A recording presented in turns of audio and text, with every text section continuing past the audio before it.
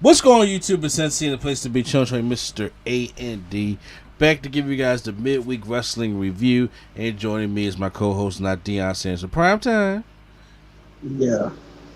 Okay, so you already know how Prime feels about this. Honestly, was not the.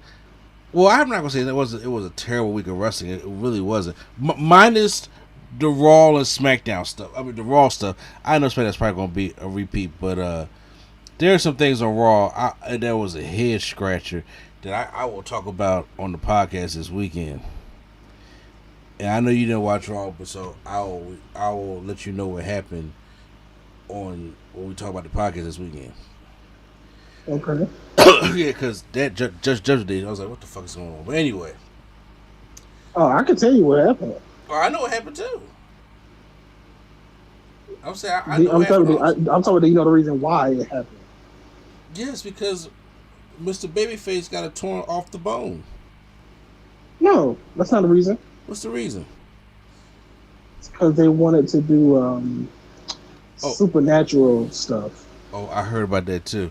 Yeah. I know we can dive deeper because you know Edge like, what the fuck? What you know? Yeah, it's like, what you mean? What you mean? I got powers? What do you mean? What you mean? Project Power? What you mean? I'm shooting lightning up my hand? What you talking about? Man? Yeah, Edge from the old school. And don't get me wrong. In the old school, they had powers, but that was reserved for Undertaker and Kane. Nobody else had powers but them two. Mm-hmm. I ain't got time for Damian Priest to be disappearing in the light and Finn Balor to be an actual demon now. He kind of almost did that one time. You're right. Or like Rhea Ripley, like she could do a jack stomp and just crush the whole ground. That wouldn't that be funny? Like every time she come out and do her entrance, she stomp and like the camera starts vibrating, like she vibrated. And Brock Cole says she did like off the Richter scale. How they used to do with Earthquake when he used to walk in. Yeah. Like he used to walk in and he used to shake the camera because he was so quote unquote big. Mm-hmm. Yeah. I'll say, well, whatever case it be, we'll talk more about that this weekend. And because it'll most likely be on Sunday because Saturday the boys celebrating his birthday, Lord willing. So. Glenn Leonard. How did your interview go, by the way? It was cool. Okay, it was cool. I want to say, yeah, you the only one who know about that, Glenn Leonard, because I know you're not gonna give me no birthday text at all. You're gonna be a troll, but it's cool. I'm expected to. I'm gonna call you, and I'm gonna call Glenn Leonard. Hey, you know, y'all, he can do that. You know what? First of all, Glenn Leonard gonna be happy that you called. So I mean, you want to make fun of him? This man is getting a lot of traction right now. He's in one of those groups where they think it's the real group, so he can like pass by proxy. Okay, we're moving on. Yeah, you know how people book because they think that Yeah. There's a lot of cover groups and people don't know the real one. Yeah, I know about that with the stylistics. But yeah, so we had AEW and NXT this week. Obviously, AEW kind of disappointed me tonight, and NXT it was what it was. I mean, they had one or two good things that happened on there, and then we also never did In Your House, so I figured we can just go run down real quick the In Your House results of what happened, just in case people did not watch, didn't care to watch, or the case may be, because if I can recall, I think I had a clean sweep. In Your House, because we didn't do the predictions, but we didn't really watch the show because honestly, they're not takeovers anymore, so they are really like lacking. A lot sometimes, in my personal opinion. But let's see, we had this was really a thing.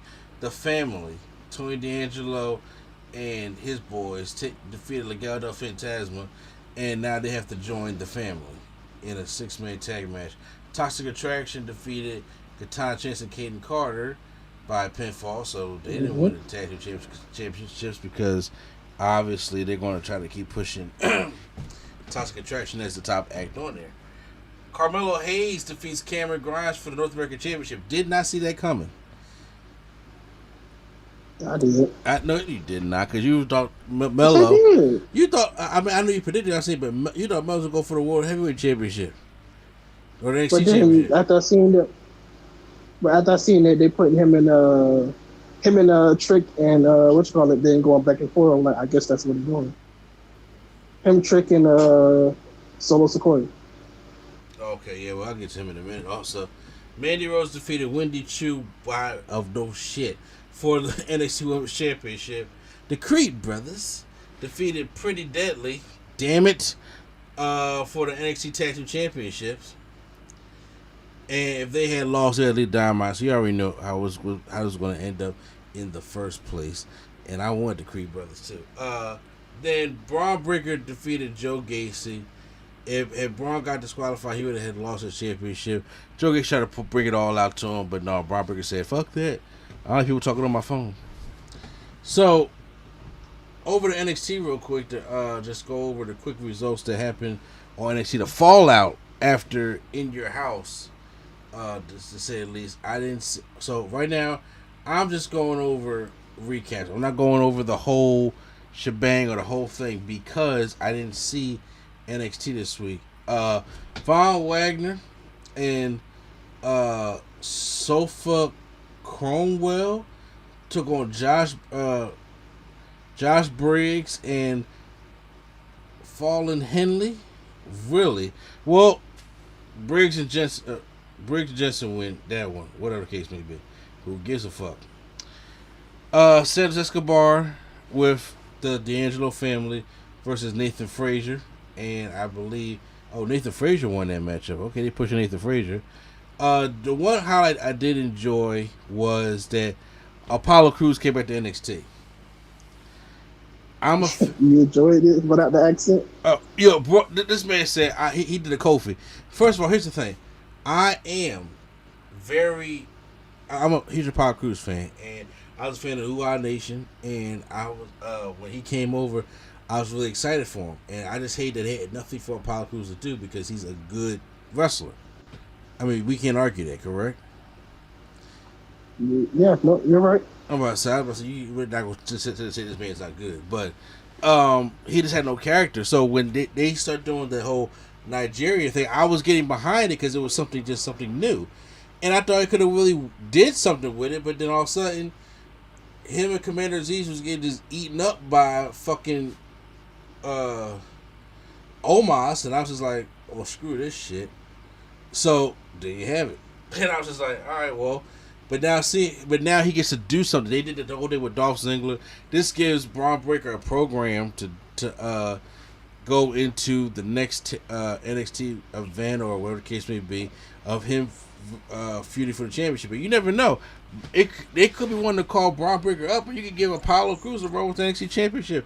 Like, why the fuck not? Because they do. All right, come on now. He just got back. Let's just chill. He just got back. He just got back, and he's teaming with Solo Sequoia. So I mean, like, I don't know what we're doing. I'm just happy he got something to do. But yeah, he dropped the whole accent, so he's just back to being this regular Stone Mountain, Georgia Apollo Crews. Tiffany Stratton and Roxanne Perez were in the finals of the breakout tournament, and I was like, you know what? Either one of these women could win because they obviously, young, new, fresh. Roxanne Perez won. She won with the pop rock. Cora J came out there and hugged her and things like that. So, that's what it was. But I knew she was gonna win. Honestly, but I wish they would have did it at the pay per view, so I would have got more points. I agree. Yeah, you're right. But they had to make room for other bullshit. Pretty Deadly took on Andre Chase, and Pretty Deadly won that one. Alba Fry took on Tatum Paxley. Let's just talk crap about Alba Fry. Have you seen like her ring attire or what she wears? Like, Alba Fry, no. It just like she has like that. Is it different from Kaylee Ray's? Yeah. Okay, well then I don't. Yeah, she got like like a green and black flannel tied around her waist with like leggings and boots, and then she has like a sports bra on. I was like, this look is dumb. it just looked like she just came out the backwoods to wrestle. Carmelo Hayes and Grayson Waller versus Solo Sikoa and his new partner Apollo Crews. And Wow. And they both won them. They won. So that was NXT. I'm glad to see Apollo back. That's basically what it is for me. I'm glad to see Apollo back. Well, now let's go over to AEW Dynamite. It's Wednesday, and you do know what that means. We have JR, Jim Ross, Excalibur, and Tony Schiavone on commentary. I forgot Tony Schiavone. So we were all excited because this was the week they were going to do that battle royal to go up against the number one ranked John Moxley, which they did last week. I said he was number 4, but they actually updated the rankings because I said that before they updated the rankings. John Moxley is number 1. So whoever wins that one will go on to face Tanahashi, and whoever wins becomes the interim AEW champion. So obviously I was like, okay, with a battle royal like this, if you give it about good 8 guys of somebody that believably can win the battle royal, I think that would be a hot ass match. Opener, main event. Well, it's always got to be the opener. I think it'll get people really much invested. And then we had a fucking battle royal of, I hate to say, especially when it comes to AEW people, but jobbers. We had a battle royal. It had to be about 20 guys in there, and the way AEW does their battle royals, they do like a handful of guys in there, and then like there's like set like a Royal Rumble, like the next 5 come in or something like that. And honestly, there's really nobody on here that I felt as though like what I see like we had fucking Tony Nese in here. I knew Lance Archer has fall from grace. Daniel Garcia is still in a rivalry. Why would they put any members of the Jericho Appreciation Society in there? I mean, obviously you got the Blackpool Combat Club because all that stuff takes place after Forbidden Door, but it wouldn't have been no Danny fucking Garcia winning that one. They should have put bigger people in there.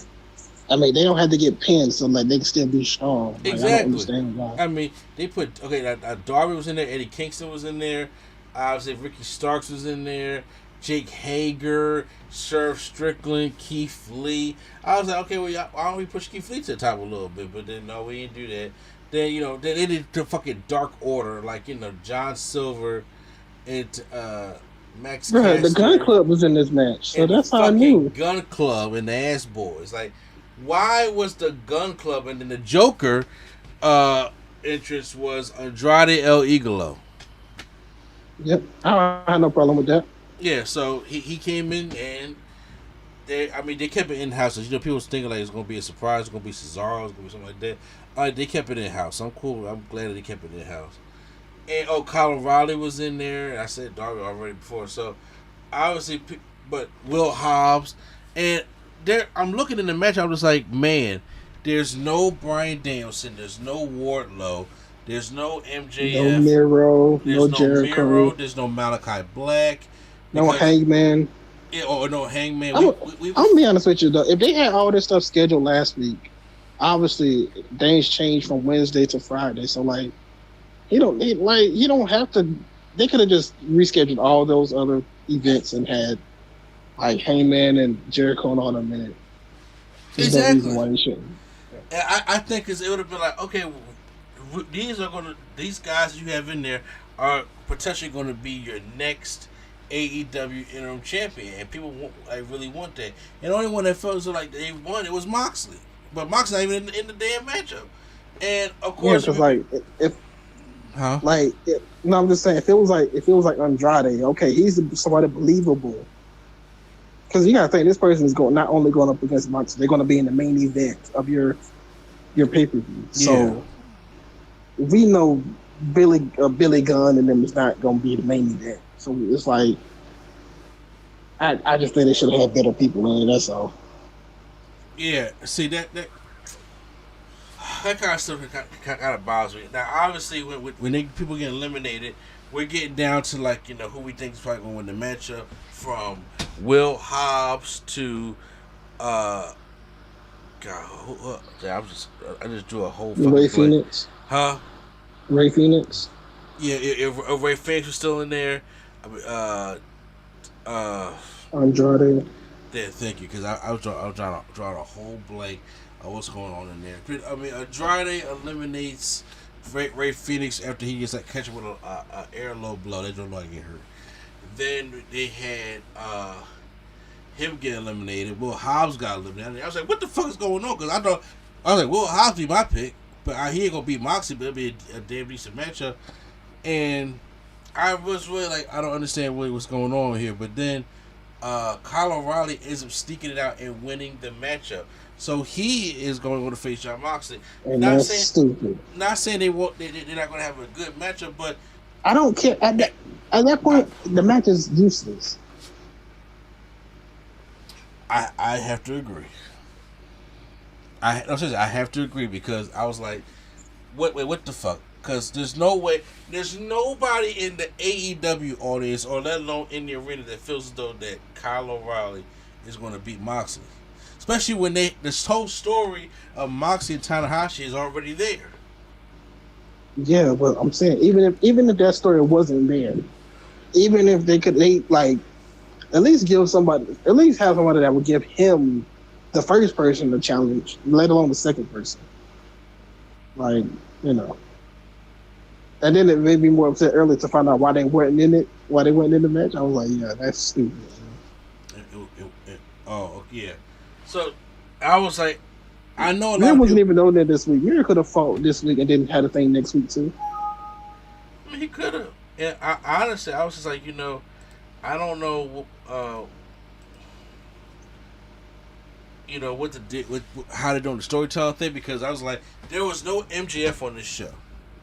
Now, you have to be kind of careful because you don't know which way things are going to go. It's like, you want to strike with an iron shot because he was a talk of it, and you don't want to let him cool down because he was not there. And it's like, but do they really want, because everybody was talking about him and Punk both had a championship. I don't know if they're truly ready to put the championship on MJF just like that. Then that's fine. Yeah.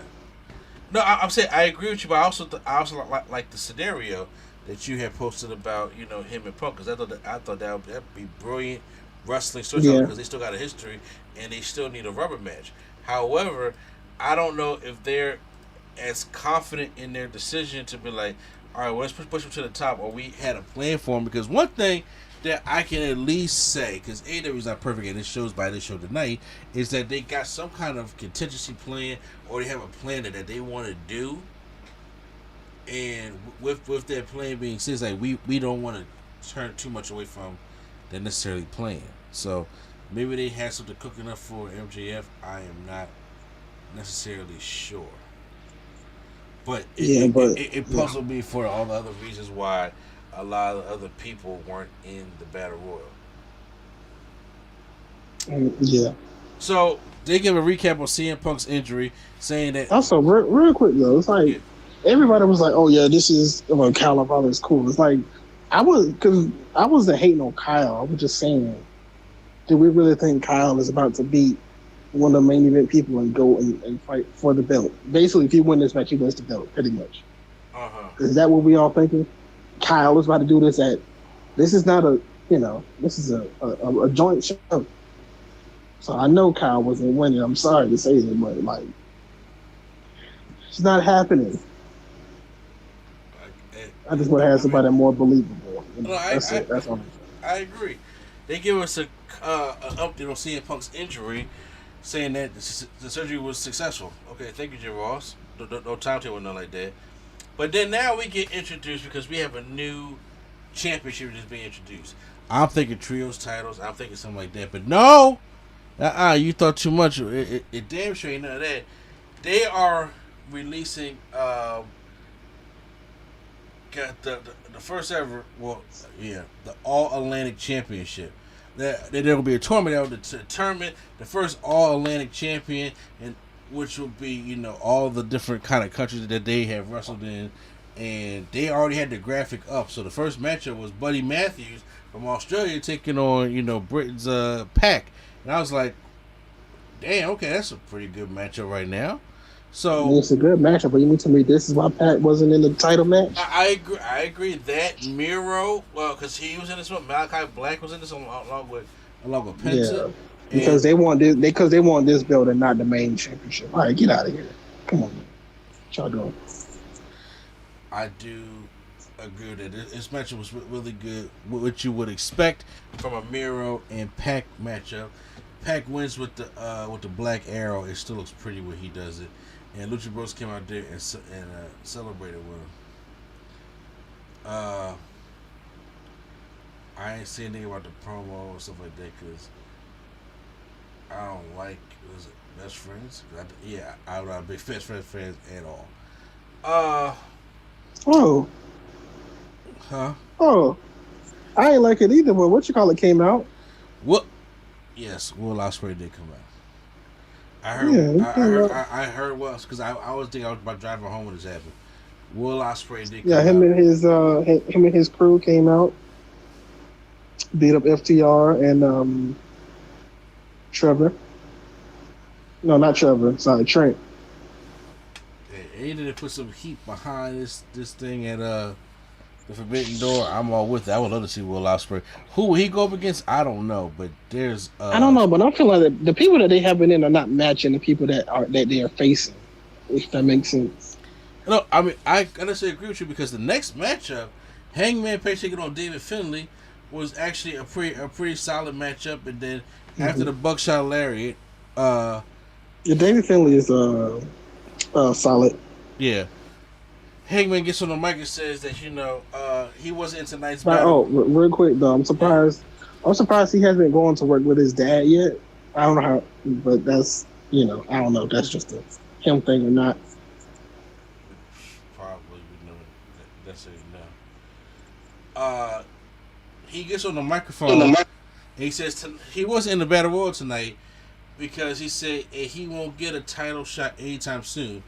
And he says there's only one world title in pro wrestling and Forbidden Door. He wants the IWGP World Heavyweight Championship. I want Okada. And I'm like, first of all, that's stupid of an explanation because you just had it and you just said that was the most important. That's what I'm talking about. I know y'all trying to get to the Forbidden Door, but y'all had it so close. MGF just shook up the world, and now y'all have to sell for that. But in the same time, it's not making y'all look, the right way. And that's very, very unfortunate. And I'm like, Hank, I love Hangman, but I did not want Hangman Okada. That's not the match I would want. No. I mean, I know it's still gonna be good, but I said I know it's still gonna be good, but still it's not, as good as it could be with different people. Yeah. Oh God. Yeah, I was expecting. I was like, damn, Hangman gonna go for Okada, and I'm just like, but okay, sure. I don't know if that's like I said. I don't even really know if Bryan Danielson is injured or not because I heard some rumors about that. But I mean, but Adam Cole gets someone says, hold on, yes, now, huh? Yes, he is. Oh shit. Okay. Adam Cole gets on the commentary table says Okada may not even be at the champion Forbidden Door. It may be Jay White. But he says since Page ain't champion no more, he says Cole, I've been on a roll, and if anybody should get shot at the IWGP title, it should be me, because AEW is all about Adam Cole, baby. Thunder Rosa has an open challenge for the women's title because they don't have anything else for her to do. So we get the problem, Marina Shafir. It's funny how they keep calling her the problem, but she keeps getting her ass kicked. Yeah, I just blanked this out. So Tony Schiavone's in the ring, introduces Wardlow. He gets the whole Goldberg entrance, and then he says, "Welcome to Wardlow's world." He said he asked not to be part of the Battle Royal because the reason being is CM Punk is the champion. If he isn't making Punk tap or pinning him, he doesn't want the title yet. Yeah, but okay, whatever, man. I'm like, yeah, you should win the title at any time you want to. So yeah, I don't know how that was. it's a lot of things because Tony Khan is trying to find ways for these guys to get out of the battle royal because they know everybody's going to be asking. So yeah, you should have just put them in there. That's still a stupid excuse. I agree with you. Scorpio Sky makes it out to coming out to the ring, trying to unbutton every button in his shirt. But then, they broke up the fight and said, later on. Why wasn't Sammy in it? I don't know. That's a good question. But because that's right. Because Miro said he wanted to go after the TNT Championship, but it's the way that he said it. Like he said, they've been one of the most precious championships, and it's not been going down the wayside. And he wants to bring longevity to it. I'm just like, what are you talking about? I mean, I'm like, why would just not want to go to the AEW Championship? But I guess. So they back up Scorpio Sky. Then the Young Bucks are backstage, and they're talking. And then here come the Hardys, and they're talking. Here come Christian and Jurassic Express. And they said next week it's going to be Jurassic Express versus the Hardys versus the Young Bucks. Is going to be in a ladder just match. Like that, huh? Just like that. I'm just like, oh my God, Jeff Hardy don't need no ladder matches on Dynamite. To say the least. I'm gonna tell you right now, though. I think they win, and then the Bucks beat them at All Out for the belts. Okay, I can see that. Yeah, that's a possibility. AEW Women's Championship, Thunder Rosa. I can't go through another Jungle Boy and Luchasaurus title defense. I just can't. I understand. Thunder Rosa taking on Marina Christian need to hurry up and do the concerto on Jungle Boy. Yes, he need to hurry up and do the concerto on Jungle Boy already. Like, come on, man. Like people are teasing it, so it's a possibility. It is a possibility. Like I said, Thunder Rosa taking on Marina Shafir. They call Marina Shafir the problem, but she has not solved one problem yet. She was getting her ass weak every single year. Or she just, is not one of the best. Well, she, like I said, the match was kind of like boring in a way to me. But Thunder Rosa wins when Rosa strikes her in some kicks, and Rosa rolls through once again for the roll up and gets the 3 count. I'm like, you don't have to do a roll up to know Marina Shafir. You can do better than that, to be honest with you. Toy Schiavone is backstage with Jay Cargill, the baddie section, and Jay says nobody can mind their business. Stokely says he has an issue with Athena and Statlander, and then Statlander poked her nose in their business. And who can beat Red Velvet? Nobody. They was doing like the Keith Sweat analogy and stuff like that. I thought it was kind of cool. Then Moxie versus Kyle O'Reilly in a great main event. That was probably one of the highlights of the show. And then Moxie, was it? Huh? Was it? It was still a good match, Prong. I didn't see you upset and all that, but I don't care. I'm not going back to rewatch it either. It could have been the best match in the world. I ain't going back to watch it. Oh, come on, Richard Petty. Moxie was in a paradigm shift, and then obviously he's going to face Tanahashi at Forbidden Door. So that's how Dynamite ends. Wasn't the strongest. Both shows gets like mid to thumbs down to me this week when it comes to the rating. I'm gonna say thumbs down for both. It was a little bit of a letdown, and I don't know how the story's gonna play out with MJF, but it has so much promise coming into the week. Everybody was so excited to see what they'll do. Exactly, they give you the Gun Club, the fucking and the Acclaim, Gun Club, and Daniel Garcia, Jake Hager.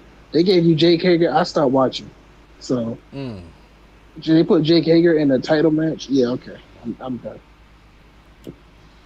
Oh, that is so stupid. But anyway, guys, that was our video. So post any comments down below. How you guys feel about Dynamite? How you feel about the new Mid-Atlantic Championship belt? And how you guys feel about the whole MJF not being a Battle Royal thing? Would you expect him? Were you not expecting him? Post any comments down below. Hit the like button if you guys enjoyed my enjoy our review. And if you want more AEW content or video game content or wrestling news, make sure you subscribe right here to NC Studios. Once again, it's NC and Place to be Joe saying the not Deion Sanders for Prime Time. All right, Joe. All right, and the Nerd Coalition is out.